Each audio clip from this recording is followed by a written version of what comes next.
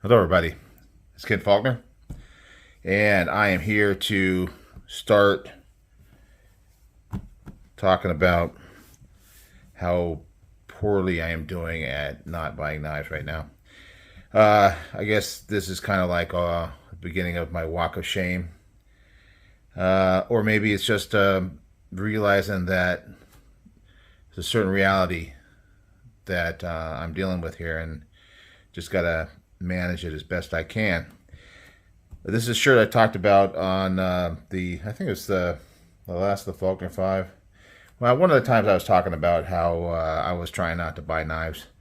But here you go, Blade HQ. They gave these T-shirts out free. It was really cool at one of the Blade Show West a couple years ago. And it really makes sense, and it also cracks up a bunch of friends of mine who know how I am. I think we start right here. We start with the buy a knife. Now, if you're going to be, a knifeaholic, a knife addict, a crazy knife person, you got to start by buying a knife. You start with buying a knife and you move on to the next one.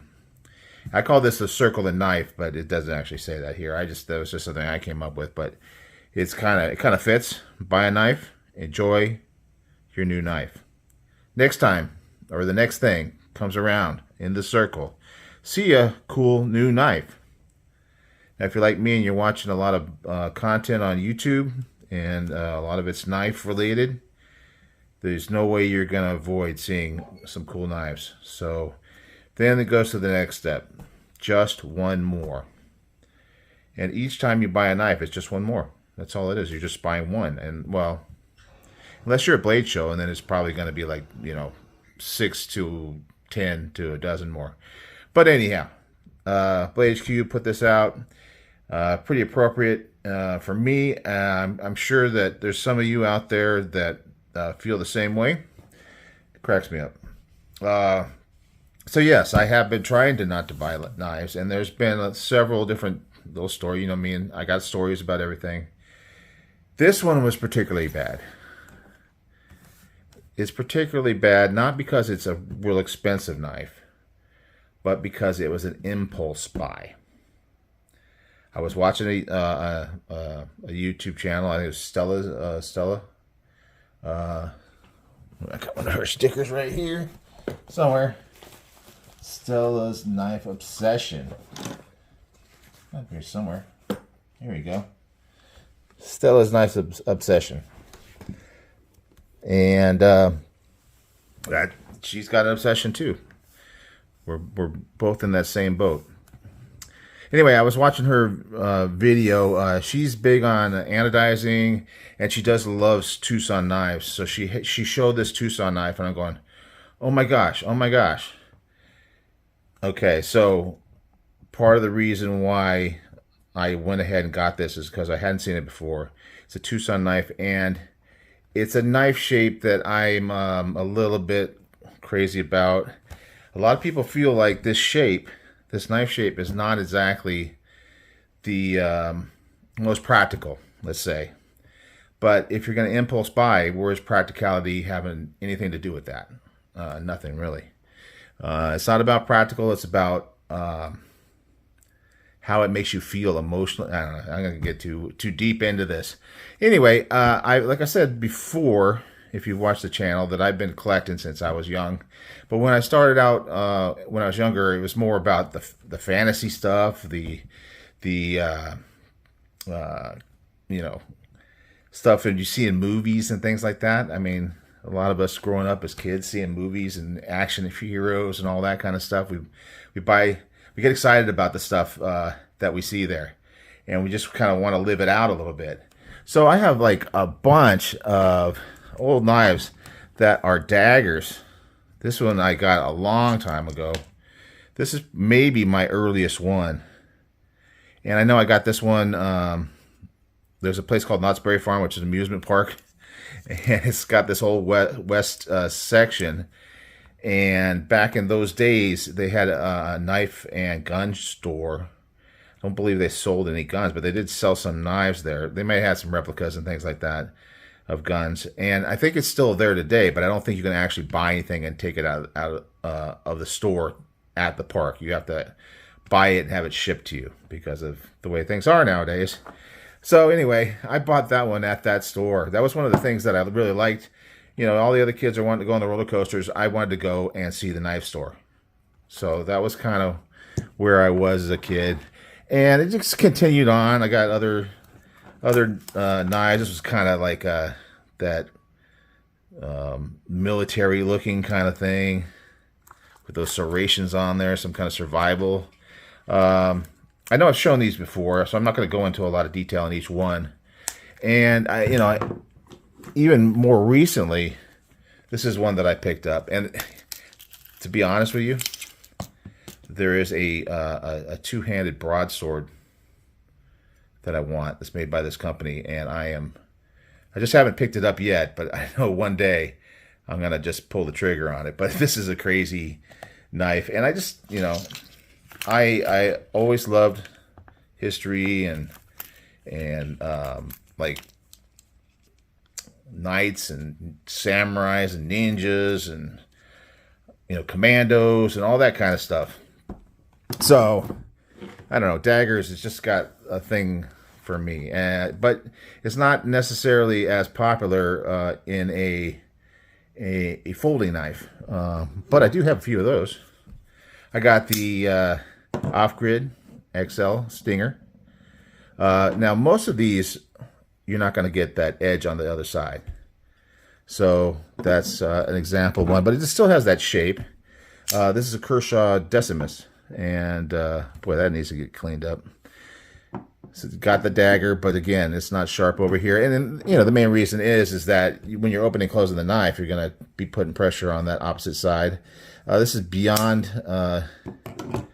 EDC. This one is called, I can't remember what this one's called. I don't have it on my list here. Anyway, maybe I'll put it on the screen. But a cool look. It's a little different because it's not totally symmetric. Normally, a dagger is going to be symmetric. You see all these ones here have like a little spot here that kind of does make it not symmetric. Still a dagger shape, and it still kind of calls to me. So anyway, I saw this Tucson on Stella's channel, and she had it, and I go, wait a minute, is that a... At first, I thought it came from a company called Dagger Knives, and I have a Dagger Knives, and I don't know where it is. I was searching around. I probably looked at it several times, going through my cases and stuff like that. So I wasn't able to show that one to you, but if you know what Dagger Knives looks like, this is very similar. It's got that kind of design to it. And anyway, it's Tucson, which is a Chinese-made knife, and they are a company that does a lot of work in titanium, which this handle is titanium, and you can see that cool milling. Isn't that beautiful? I mean, it's just a nice design. A lot of people really like Tucson's, not so much that they're the best knives out there, but they really do a lot for the price. And this one is only $75. Like I said, it's not super expensive, so that's not the reason to feel bad about buying it, but it is very cool. Now this one is also a little bit asymmetrical because you got the what they call the medial ridge down the middle.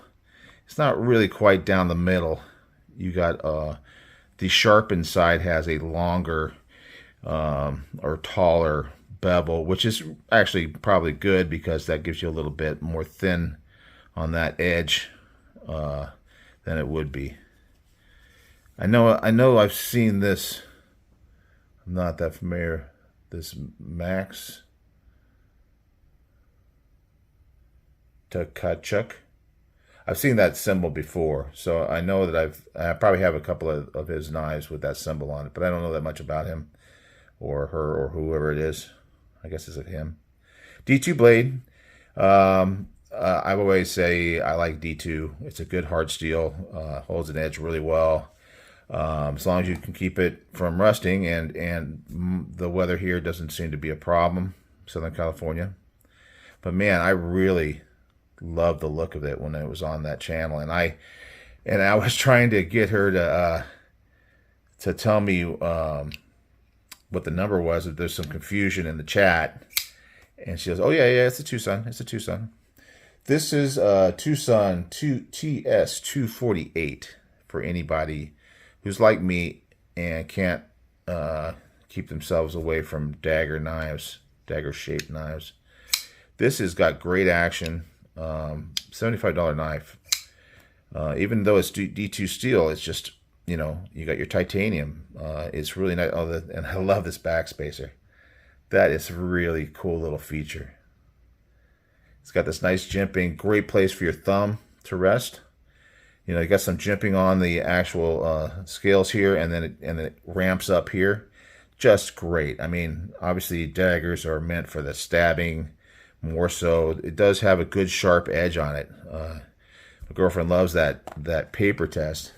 Let me see if I can grab something to cut here. But yeah, I told her, well, it's probably not going to have as good of a cutting ability, but she wanted to try it out, and man, it just sliced, really sliced. Let's see if I can do it on the camera. Ooh, look at that.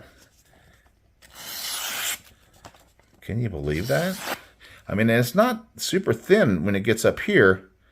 Obviously, it's swedged on the top, so it gets thin along the top edge, but it's probably a good 1/8 of an inch thick material, and your bevel is only going halfway down the blade. So I would expect that the cutting geometry on this wouldn't be as good, but man, it just eats that paper up.